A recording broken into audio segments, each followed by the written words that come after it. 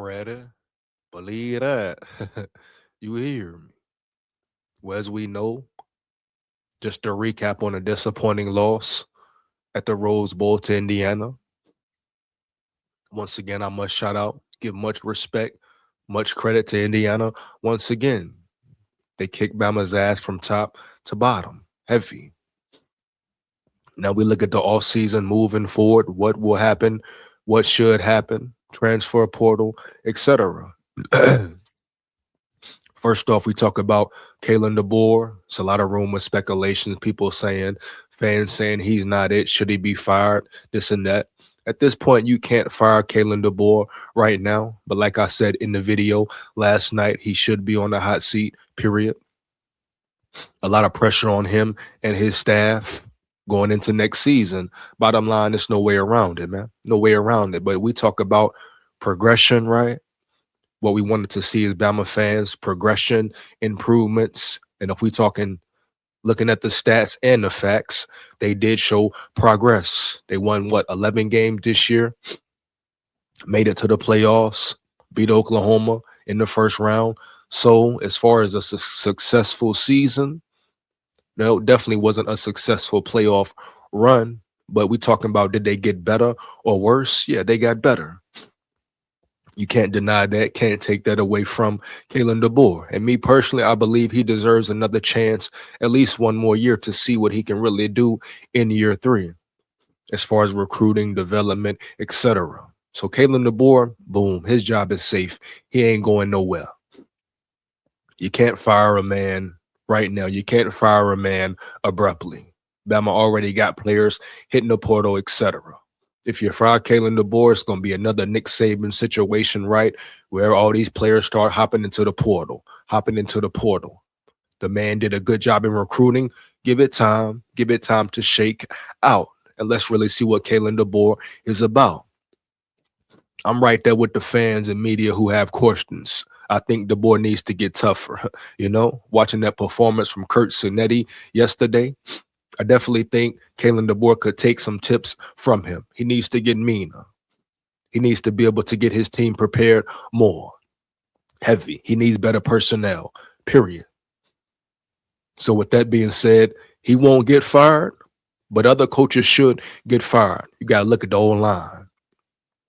I don't care what nobody talking about.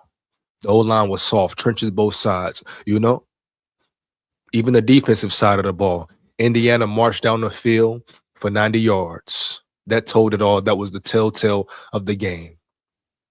Both sides were not dominant. Both sides got dominated, dog. Point blank, period. You hear me? So they want to talk about how bad the O-line was. Let's talk about how bad the D-line was. And I understand the strength of the team, the strong point of the team was the defense all year. Damn near carried the team, period. So they get some leeway. But Kane Womack, he got out-coached yesterday, heavy. Ryan Grubb got out-coached yesterday, heavy. Point blank, period. But if someone must go for sure, like I say, Kane Womack might have a little more room for error at this point, but Ryan Grubb has to go, in my opinion. He didn't do enough, hasn't done enough, and his offense could not run the ball, period.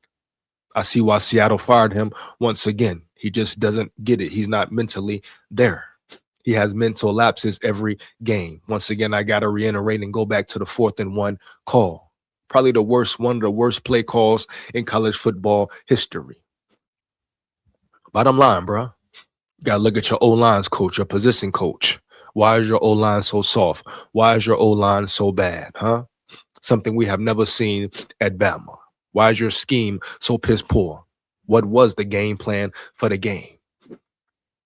The O-line is probably be a totally different new O-line next year.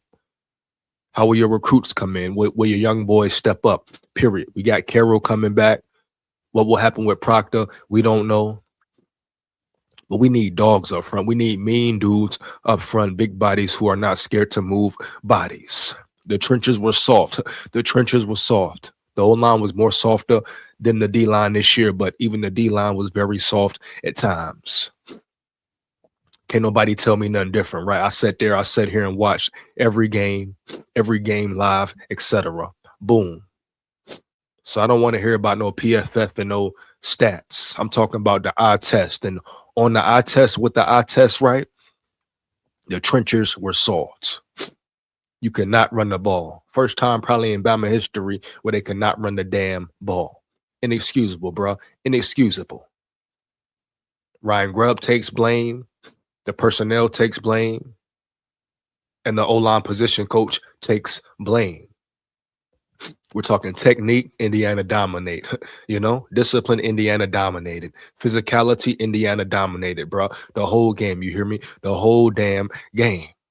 It must change. It must change. This O-line, these trenches, this front needs a new identity. So Kalen DeBoer, he's safe. But all this buddy shit, best friends, politics, certain situations, certain coaches keeping their job because of they know DeBoer, because of their relationship with DeBoer, hell to the no more. We need a revamp in the coaching staff. DeBoer kind of went into it. I'll do a live later in the week to break down these conferences, but DeBoer kind of even spoke on it in reality. I'm sure he knows what's going on and what changes needs to be made. Ryan Grubb, he wasn't consistent enough the whole season. The man can't run plays and call the right plays consistently enough to put his players in the best position, period. It was not enough. No need to wait and let it linger on. It was not enough, bottom line. We talk about players in the portal, players being lost, the defensive side. I believe certain players have committed to the NFL draft. You're going to lose LT Overton. You're going to lose Smith. Going to lose number 41. Your linebacking core will look different. This is the year Alabama has to attack the transfer portal. You have to go get hopefully some juggernauts in the portal. Period. Bottom line, bro. No cap. So you're gonna lose some players to the draft, lose some players to the portal. Mbakwe, he hit the portal. Now Mbakwe, he may return, he may come back. I don't even know, me personally as a fan, I don't even know if I would want him back for real. You're talking about the same guy who said he wasn't going nowhere, he wasn't leaving, then boom, first day of the portal, he enters it. All right, cool. I believe some running backs may be hitting the portal for Bama. It is what it is. Let them go. I'm sure there's players out there who will be available, who Bama can go after and attack. You lose one, you gain one. You lose some, you gain some. This is the name of the game now. This is the NIL. This is the transfer portal. This is college football. Point blank. Only thing you can hope for is Bama can find some juggernauts, find some superstars at certain positions. But me personally, I want them to attack the trenches heavy. Your receiver position, you should be good. Bernard, probably he's hitting the draft. He ain't coming back. Bottom line. Your quarterback position, you feel good about right now. I was not impressed with Ty Simpson majority of the season. He regressed late in the season. He put this offense in bad situations late in the season. You saw it yesterday in the game. He missed some throws. He was jittery. He was scared. He got rattled up. Seemed like he quit at times, period. To me, Austin Mack looked better than he did when he was inserted into the game. So you got Mack, you got Russell, you got some young freshmen in the competition. Let's say Ty Simpson was to come back. I don't care. He should have to earn his spot, have to earn his role. Nothing should be given to him like it was this year. You know what I mean? Just what it is. But you expect Simpson to be gone. He'll probably be a third, fourth rounder. So losing Simpson doesn't hurt for real. Like I said, a receiving core, you're pretty good. You got Ryan Williams coming back. You gotta see what Hell does and some of these other receivers do. You got a good freshman class, but once again, freshmen, young dudes. How quickly can you develop them and have them ready for the season? I believe spring practices wasn't about 67 days, 70 days. So your coaching staff, the board, can you develop these players quickly and swiftly? I question the strength and conditioning program just from what I've seen this year, all around overall, from what I seen yesterday versus Indiana. How Indiana was just so much more physical and looked so much more stronger, especially at certain points in times of the game, right? Yeah, bitch, yeah. It might be time for a new strength and conditioning coach, a new strength and conditioning program. No cap. But certain things have to happen abruptly, firings, hirings, all that, you know? But the core of this team still remains. You will see a lot of new faces in certain areas.